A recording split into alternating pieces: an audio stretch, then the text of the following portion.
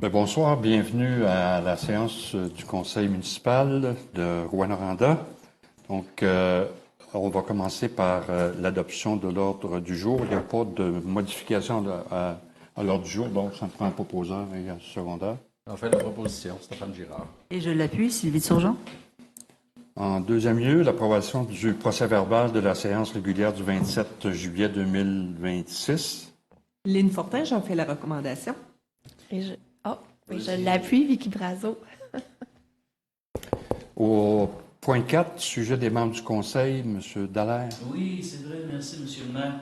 Vous savez, le 12 août, mercredi, c'est la journée où on peut acheter un livre québécois, encourager nos auteurs de la région et du Québec. Donc, depuis 3 ans, je fais des cadeaux. Je l'achète avant le 12, mais on réussit après à donner des cadeaux. On a déjà fait ici au niveau des membres du conseil, puis on essaie aussi de faire des cadeaux aux gens qui viennent nous voir. Ce soir, il n'y a pas tellement de monde en plein été comme ça, mais sinon. Donc, j'ai 2 livres ce soir. La ville au cœur du cuivre, regard sur les 100 ans d'histoire de Rouyn-Noranda, donc le livre qui est disponible à la bibliothèque municipale en achat là-bas. Et aussi, on a la version anglaise qui est sortie il y a quelques semaines. Donc, c'est intéressant. On est capable de faire le tour de Rouyn-Noranda sur les 100 dernières années. C'est sous la direction de Olivier Guimont et Jean-Louis David. Puis, il y a plein de monde qui ont collaboré avec des textes là-dedans. J'aimerais ça les nommer parce que le travail a été considérable, là. Geneviève Aubry, Martin Baron, Jonathan Barrette, François Baudouin, Guillaume Beaulieu, Denis Cloutier, Jean-Louis David, Olivier Guimont, Andréane Lebrun, Michel Lessard, Christine Limoges, Lise Millette, Lise Paquette, Raphaël Poulain, Valérie Schiffer, Alexandre Taylor. Donc, ce livre-là, c'est un incontournable. Si vous avez des cadeaux à faire, c'est magnifique. Et le deuxième, Rouyn-Noranda, du cinquantenaire au centenaire, la transformation d'un boomtown western en capitale culturelle. C'est des textes et des photos de François Ruff et c'est aux éditions Michel Gosselin. Ça vient de sortir ce printemps, c'est tout chaud. Et c'est magnifique parce qu'on voit Rouyn-Noranda dans les yeux d'un Toulousain. François Ruff est originaire de Toulouse. Il est arrivé en Abitibi avec un petit coat pendant l'hiver. Et il a découvert Rouyn-Noranda, l'Abitibi-Témiscamingue, et il est tombé en amour avec cette région-là. Et c'est sous les yeux de François Ruff, et les textes sont magnifiques dans ce sens-là. Ça, c'est en vente en librairie à Rouyn-Noranda. C'est vraiment un livre magnifique. Donc, pour donner ces trucs-là, il y a 2 personnes qui ont, avec leur ordre du jour dans la salle, un petit carton de cette couleur-là. Donc, vous êtes ces personnes-là qui seraient avec leur ordre du jour. Oui, monsieur et madame, je pense, je ne sais pas, des choses comme ça. Oui, c'est ça. Donc, c'est les 2 personnes qui remportent les livres ce soir. Merci, monsieur. Merci, M. Dallaire.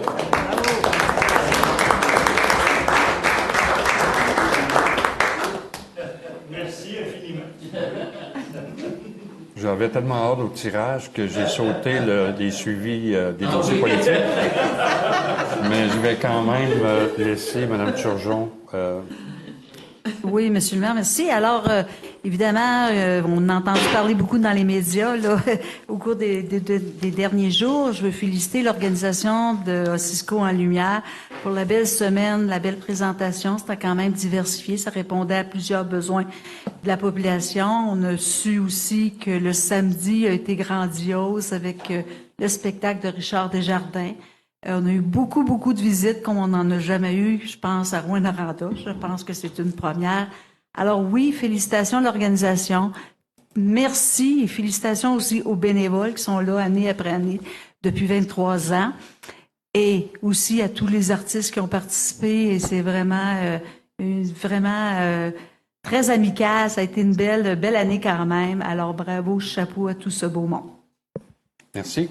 Donc, on va revenir au suivi des dossiers politiques. Dans un premier temps, là, j'aimerais d'abord remercier Daniel Coutu de la ferme d'Anicard et sa conjointe. Là. Je suis allé passer une journée sur la ferme avec eux. Il y a des choses extraordinaires qui se font à Rouyn-Noranda au niveau de l'agriculture. On n'en parle pas suffisamment. Alors, je me suis engagé à en parler davantage là, au cours des prochains mois et des prochaines années. Parce que, par exemple, cette ferme-là a des reconnaissances un peu partout au Québec pour le travail qu'ils font là, de la culture biologique.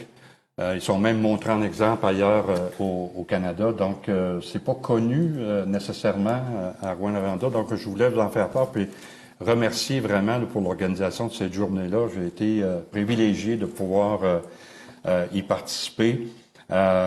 Ils travaillent sur les défis climatiques, évidemment.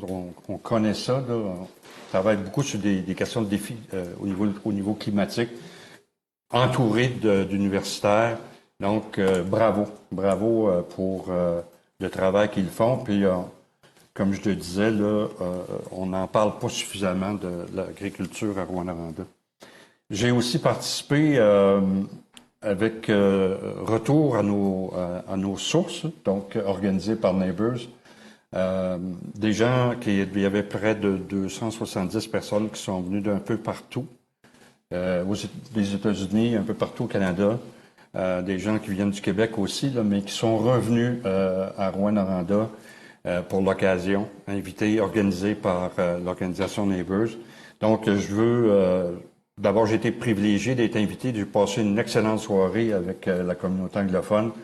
Et je voulais féliciter Mme Linda Marion et Charlene Sullivan, à qui je me suis engagé d'aller les rencontrer dans les prochaines semaines pour partager avec eux là, leur vision là, du développement de notre ville. Et ce qui a été agréable, c'est de me faire dire, Monsieur le maire, votre ville est belle. Et je me le suis fait dire de façon régulière par les gens qui étaient là, qui me disent, nous, on est partis il y a 15 ans, on est partis il y a 20 ans. Je voulais le transmettre ça aux équipes aussi, là, et au conseil, parce qu'on entend des belles choses sur notre ville, là, puis il faut à plusieurs reprises durant la soirée. Moi, je suis parti il y a 20 ans, ça n'avait pas de l'air de ça pantoute. Je reviens, puis je retrouve une ville fort agréable.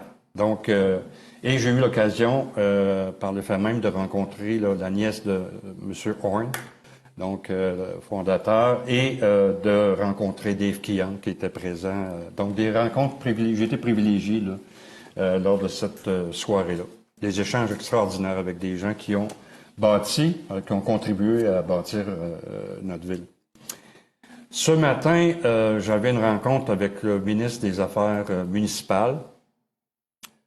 C'est pas une rencontre enlevante. Là. Je suis pas sorti de là très enthousiasmé parce que j'aurais souhaité que le dossier de Ville MRC soit réglé.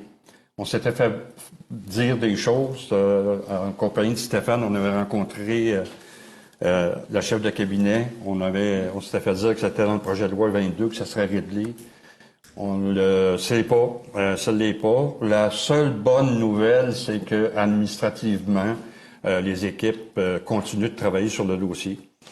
Donc, le sous-ministre était présent aux affaires municipales, continue de travailler sur le dossier, mais il va falloir reprendre le bâton de pèlerin puis continuer de faire le travail à ce niveau-là. C'est des injustices de 2002. On en souffre dans les quartiers. Je regarde Yvon, puis dans l'ensemble de nos quartiers, là, pas uniquement à Cadillac. Donc, c'est des injustices qui doivent être réparées. Et soyez assurés là, que je vais être au rendez-vous pour la suite des choses. Il y a une campagne électorale qui s'en vient et ça fera partie de nos priorités. Là. On a besoin de réparer cette injustice-là. Et on se le fait dire par les gens de Cadillac puis les gens des quartiers qui trouvent qu'il y a des promesses brisées de 2002, mais c'est pas la ville de Rouyn-Noranda qui a brisé ses promesses, c'est les gouvernements successifs. Donc, on va continuer de travailler sur le dossier. C'est tout. On est à l'étape des demandes citoyennes. Est-ce qu'il y a des gens dans la salle qui souhaitent s'exprimer? Sinon, on a une demande écrite Madame Oui. Greffière? Oui, donc M. Simon Prévost-Langlois qui s'adresse au conseil municipal pour soumettre une réflexion concernant l'aménagement d'un carrefour giratoire à l'intersection de la 9e rue, de l'avenue principale, l'avenue du Lac et l'avenue du Palais. Cette intersection représente actuellement un point où la circulation est ralentie et où les déplacements des piétons présentent des enjeux de sécurité. Un carrefour giratoire pourrait permettre de réduire les arrêts inutiles, améliorer la fluidité du trafic, diminuer les risques de collisions graves et offrir un environnement plus sécuritaire pour les piétons grâce à des traverses mieux aménagées. Je note entre autres l'impossibilité de tourner à gauche sur la 9e à partir de l'avenue du Palais, ce qui provoque un flot inutile de véhicules à l'intersection de l'avenue principale et rue du Terminus, en plus de représenter un déplacement inutile qui pourrait être évité. Également, l'absence de voies piétonnes sur le tronçon de l'avenue principale du Tim Hortons vers l'avenue du Lac. Je demande donc au conseil municipal d'évaluer la possibilité de réaliser une étude de faisabilité concernant l'implantation d'un carrefour giratoire à cette intersection, incluant une analyse de la circulation, des coûts et des bénéfices pour les citoyens, et potentiellement rendre le tronçon de sens unique de l'avenue principale en route bidirectionnelle. Merci à vous tous de votre attention et de votre travail pour notre ville.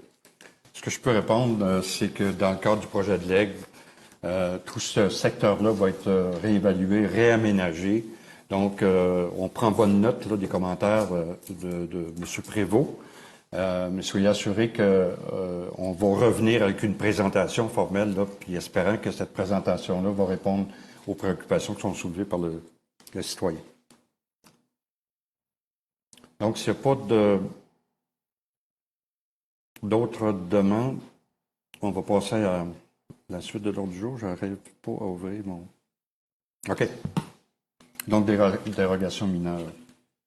Alors, je vais prendre la parole et j'invite évidemment la greffière à m'appuyer dans mes dires. Alors, le premier, c'est sur la rue Monseigneur Réaume-Ouest. On est à côté de la rue du Musée. Alors, il y a une demande de dérogation mineure pour un bout du bâtiment qui devait avoir une dérogation. Alors, c'est un avis qui a été favorable du CCU concernant la construction d'un nouveau bâtiment principal. On sait que ce sont des HLM pour personnes âgées. Alors, un beau projet qui s'en vient dans ce secteur-là. Est-ce qu'il y a des commentaires dans la salle pour ce projet? Non, parfait. Sur l'avenue Québec, un projet présenté par Emploi Habitation Rouyn-Noranda, c'est un avis conditionnellement favorable relativement à l'implantation d'un escalier extérieur et d'une case de stationnement en cours avant.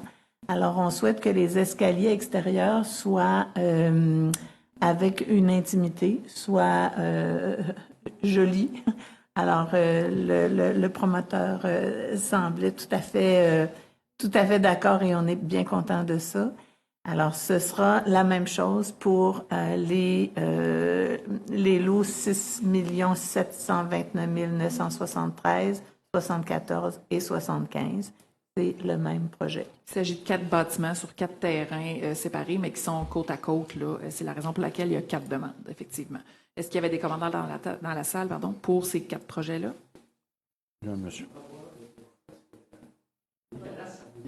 Au micro, s'il vous plaît. Que les gens vous voient et vous entendent. Et que tu te présentes. Bonjour. Les cadastres, ça ne veut pas dire grand-chose pour nous autres. Fait que j'aimerais savoir, c'est quel numéro sur l'avenue Québec? En fait, on est dans une première étape, Richard, qui est, il va y avoir une consultation comme tu as... Non, pour les dérogations mineures, il n'y a pas de c'est vrai, il y a pas consultation. Alors, c'est sur... tu as vu la rue, vis-à-vis la rue Boutour, là, la sortie? Oui, c'est ça. Alors, il y en a 2 en bas et 2 en haut. OK. Qui vont être dans ce sens-là de la rue Avenue Québec. Ils sont en bordure de Québec, contrairement dans le projet tout à l'heure où l'immeuble était à l'arrière. Ah, c'est ça. OK. Ces immeubles-là sont construits? Sont-ils déjà construits? Ben non, c'est ça, hein? OK. Non, ça dynamite. OK. Fait que ça va être sur... Ils vont déboucher sur le boulevard Québec? Oui. Avec une rue. Il va y avoir des stationnements. OK, c'est ça. C'est il y dans a la une rue qu'ils seule veulent rue. faire pour Il y a s'en une... aller? Tout à fait. OK. Il y a une seule rue qui va être vis-à-vis celle de Boutour Et la circulation de l'ensemble de ces logements-là va se faire, il va y avoir une seule sortie. Sur le boulevard Québec. Oui, sur le boulevard Bon, Québec. c'est ça que je voulais mettre au clair, Oui. effectivement. Oui. Parce que la manière que ça disait sur le boulevard Québec, ça veut dire qu'il va y avoir d'autres sorties. Non, qui vont se t'as faire raison. sur le boulevard T'as raison de Québec. poser Ça la va- question. Ça va sur la rue Beautour Oui. pour avoir accès à l'avenue Québec. Ben, c'est-à-dire que, je sais pas si ça va s'appeler Beautour, là. Ouais, c'est ça.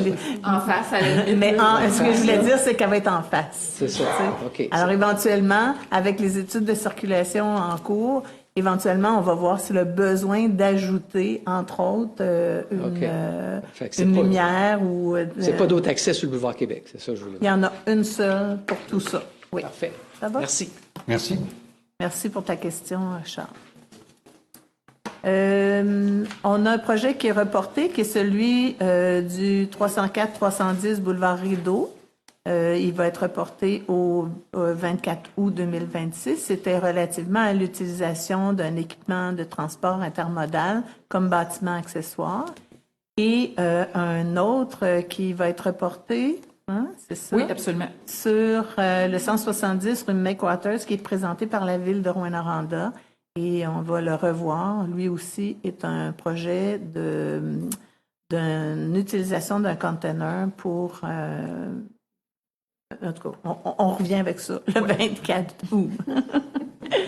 Et un dernier projet qui est un projet présenté sur l'avenue Larivière par les Amis de la nature de Rouyn-Noranda, qui avait reçu un avis défavorable du CCU avec des conditions de peut-être restreindre l'agrandissement d'un bâtiment. Mais le projet tel que a été présenté aux promoteurs et les promoteurs acceptent de réduire, de modifier leur projet. Alors, tel que convenu donc avec entre l'équipe et les promoteurs, le projet serait accepté. Exact. Est-ce que vous vouliez intervenir? Écoutez, je veux bien Au micro, s'il vous plaît. Venez au micro, monsieur, vous vous présentez, s'il vous plaît. Mon nom est Daniel Goulet. C'est moi qui ai fait la demande. Et du coup, je veux bien comprendre qu'avec les arguments que j'ai rajoutés, on dit oui au projet. Avec votre modification, c'était 12 par 12, 14. je crois, C'est que ça. vous avez proposé en modifié. 12 au lieu de 14-12. C'est ça. Et là, on dit oui à ça. À 12-12. Hey, je vous aime tellement, les amis, là, vous avez même pas idée comment. Hey, j'étais même prête à redonner le livre en échange d'une chose favorable, Gardez sans votre soudoyer livre. personne, évidemment. Mais écoutez, Vous avez fait votre part, monsieur. c'est merveilleux. Donc, on y va avec 12-12. 12-12. Écoutez, pour vous remercier, je vous invite toute la gang. Il y a une épluchette de blé d'Inde le samedi prochain au camping. Si ça vous intéresse, écoutez, vous êtes tous les bienvenus. Merci beaucoup, vous êtes bien gentils. Merci pour l'invitation, mais je vais passer mon tour. Merci beaucoup. Donc, ça prendra un proposeur et un appuyeur pour l'ensemble des projets de dérogation minimale. Alors, je vais les proposer, s'il vous plaît. Martine Rio. Et je vais l'appuyer, Sylvie Turgeon.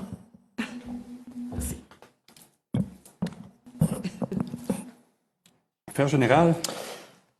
Oui, Monsieur le maire, donc au niveau de la gestion du personnel, la nomination de Monsieur Félix Bédard au poste d'aide frigoriste. Au niveau de l'octroi de contrat, le premier...